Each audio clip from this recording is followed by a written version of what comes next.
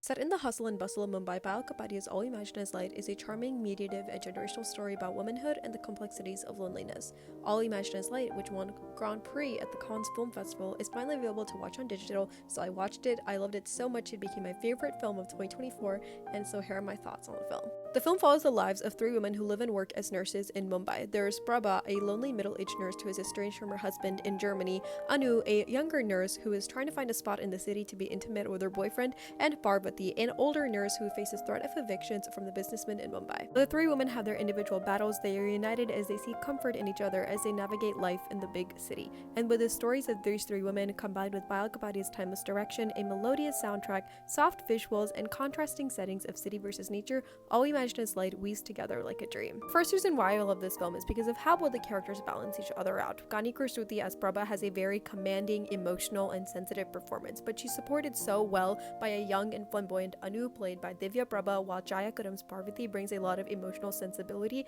and wisdom to the trio. The beautiful and satisfying parts of the film is watching how each of the characters grow not just individually but together as they learn from and support each other. It really reinforces the idea of how girlhood transcends generations and the importance of community, and overall it's just very wholesome.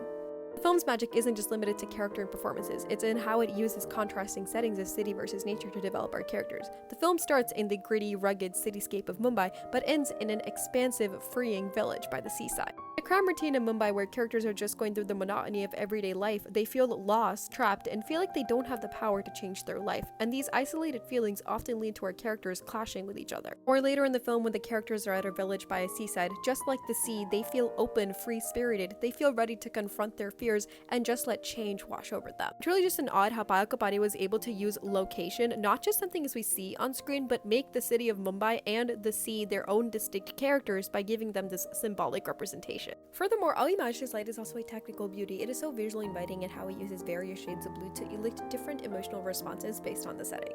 For example, Mumbai has a lot of deep, cool tone blues that match the isolation and sadness that our characters are feeling. Meanwhile, when we're at the sea's blue is just a lot more calm, tranquil, and it leads to introspection, again, in parallel with what our characters are doing. The film also has a beautiful whimsical score that just lifts me up, and the way that it uses montages and wide shots to contrast life in the city versus nature is just very clever. And the film's editing is smooth, cohesive, it feels like a slice of life movie, and it intentionally lingers on some moments to really hit home the emotional impact of what our characters are going through, but also manages to be a larger-than-life movie as it integrates social commentary about how the rich, powerful elite of Mumbai are trying to crush the working class. In conclusion, I'm so happy a film like All Imagine Is Light exists. Kudos to Payal Kapadia and her team for creating this movie. This is an emotional, heartfelt, and stirring film, and I cannot recommend watching it enough.